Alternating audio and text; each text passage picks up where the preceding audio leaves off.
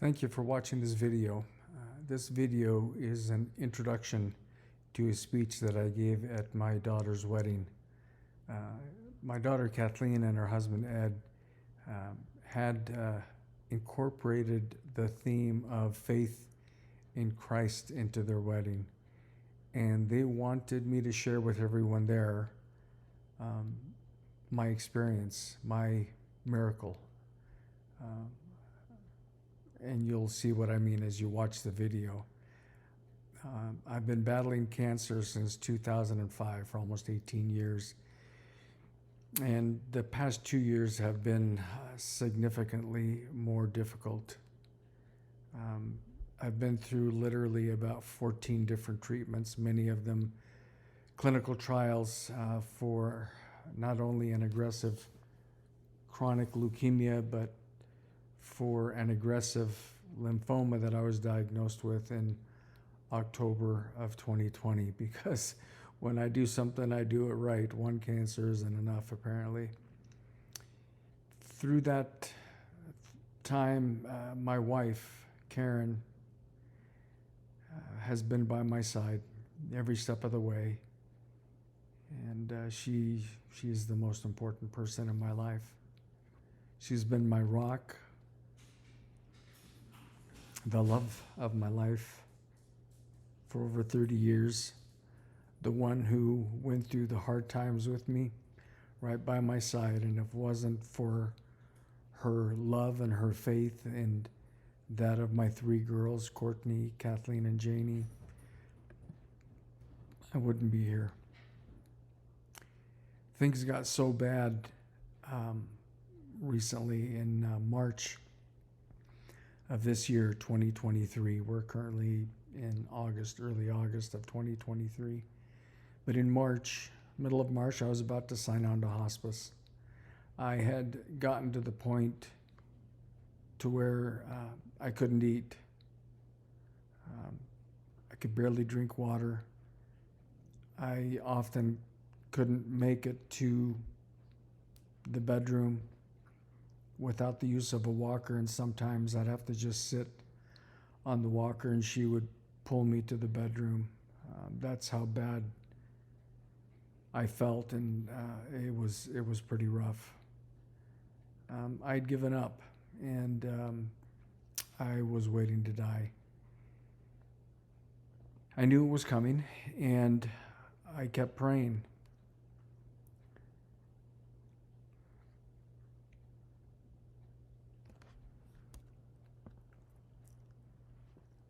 I kept praying for a miracle, and you will hear about it in the video that you're about to watch. A couple of things I want to clarify. When I had scheduled an appointment at Mayo Clinic for a second opinion, the doctor that I spoke with pretty much concurred with my local oncologist that I was out of options and there was nothing more to do because of my current situation. My counts were so low I didn't qualify for any clinical trials. My niece Jennifer and her husband didn't know that I was having an appointment with Mayo Clinic, and it just so happened we found out after the fact that during that meeting, her husband got off his tractor, went up to her and said, "We need to pray for your Uncle Sami." And she said, "Well, I am praying for Uncle Sami. I'm praying for him all the time." And he said, "No, we need to pray for him right now."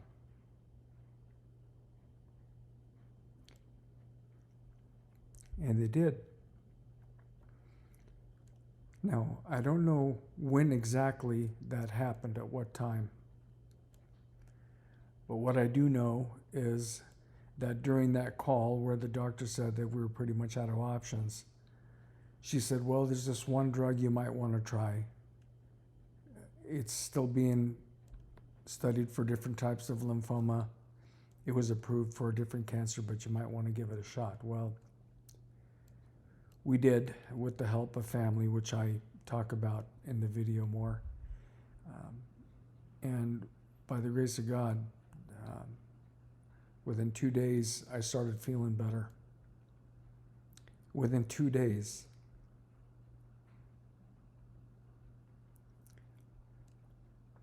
I could tell that something good was happening. I can't tell you how many times before starting on that medication, I actually craved just being able to eat a nice big juicy steak again, just one more time. But as I started to feel better, my wife went out and bought some nice steaks and cooked them up for me. And although it took a while, the recovery was dramatic. And that's not to say that I'm in the clear, although I did receive a miracle from heaven. That doesn't mean I'm going to live to be 100. Nobody's promised tomorrow. And in fact, we're planning for a bone marrow transplant in the near future, because all 3 doctors say that that is my best chance for a long-term remission and possible cure. So that's the direction that we're going in. But regardless, I hope that you will realize that miracles happen. They are not always in the form that we expect, as I allude to in the video. But miracles do happen. God is real. I'm not an accident, and neither are you. Christ is real. He loves us. He loves me. He loves you. And He wants us to be well and to be happy. And I believe that He also wants us to fulfill His plan for us. And if you don't know what that is, I hope that you'll search it out. Pray to Him to reveal it to you. I hope that you'll see from the video and how I looked in the video compared to now that miracles do happen. Thanks for watching this video. God bless. Your presence is very much appreciated. I mean, obviously you wouldn't have it any other way. Life moves very fast. And it was only yesterday, it seems, that Karen and I were married. We turned around and all of a sudden we had 3 amazing kids. And I think one of the greatest things that we did as best we could was to instill a love of Christ in them. And that has shown each and every one of them. And showing each and every one of them throughout their lives. While we sacrificed to do that, it was the best decision we ever made, because of the type of individuals that they've become. In 2005, most of you probably don't know the story, but I was diagnosed with leukemia. I've been through treatment, I don't know, about 10 times now. Don't feel sad for me. This is not about me, but I'm trying to share a story with you to emphasize my faith, and I think through that, my family's faith in Christ. I used to say to the kids, this was back in 2005, there were 7, 9, and 11. At the time, I used to always say to them, you know, whether they were going to sleep or I was going to work, I'd say my goodbyes and I'd say, never forget how much I love you, because they were so young, I was worried that if I didn't make it, they wouldn't remember me. So I did a lot of praying, and I prayed at first that I would see them, that I would live long enough to see them graduate high school. Christ said, done, you got it. Then I prayed to live long enough to see them graduate college. And Christ again said, prayer granted, you got it. Then I prayed long enough to walk each one down the aisle. And a couple months ago, I was preparing to sign on to hospice because things weren't looking good. It got pretty rough. And I thought to myself, well, 2 out of 3.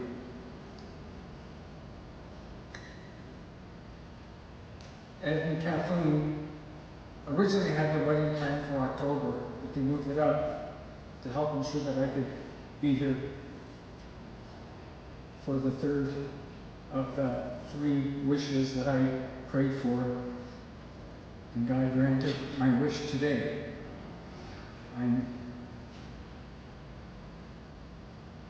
beyond grateful.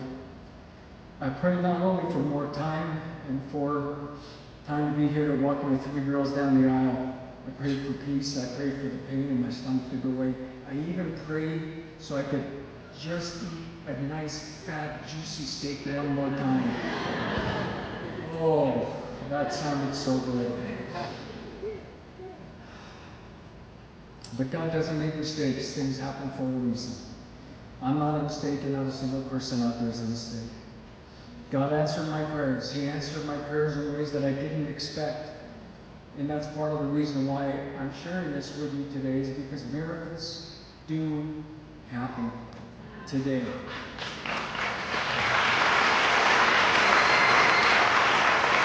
At times, the miracle is Christ himself or an angel answering those prayers right in front of us. And honestly, I'll tell you, so many times I've given up. I didn't hear the prayers answered. I didn't see the answers.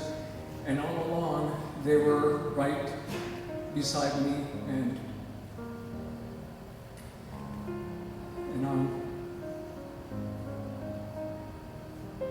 on the other end of the phone. I have not just 2 people, but 2 people I want to point out who literally, I think, saved my life, and that's my brother Zach and my brother Anise. They were diligent and unrelenting to the point where I said, just enough already, let me go. But they didn't give up. They really pushed to have second opinion, Mayo Clinic, and just one thing after another. I had no energy, I couldn't focus. Because of them, to my brother Zach and my brother Anise, I am here today. I'm so grateful, and I love you both very much.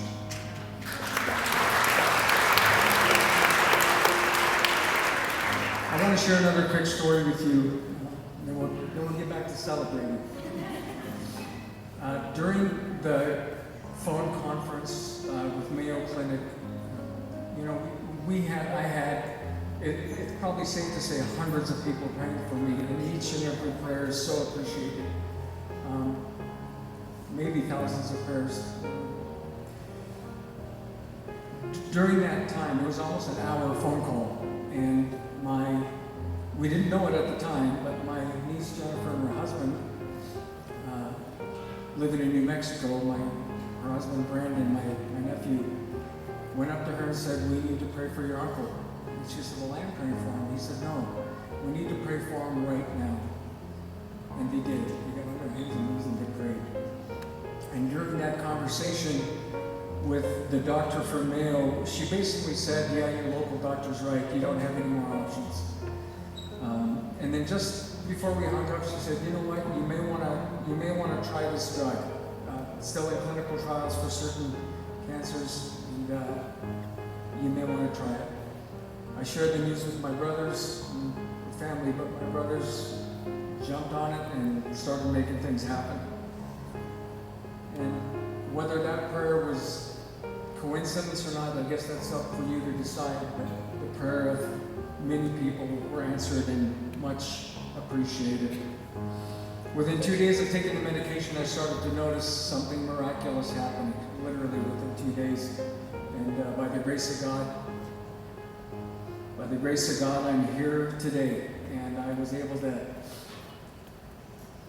walk my baby girl down the aisle, and I'm so eternally grateful. That's what I wanted to share with you all. I hope you can see that once again, prayers are answered. Christ is real. And if you have any doubt, talk to me. Talk to one of my girls. I'm sure they'll share it with you. In closing, I would just like to say how proud we are of you, Kathleen, and blessed to have you, Ed, as her husband. We've got such a wonderful family. Thank you all so much for being here. Thank you so much for giving us this fine young man to marry our daughter, and I can't wait. I can't wait until we have some little bambinoos to play with. Thank you all. Let's have a wonderful night.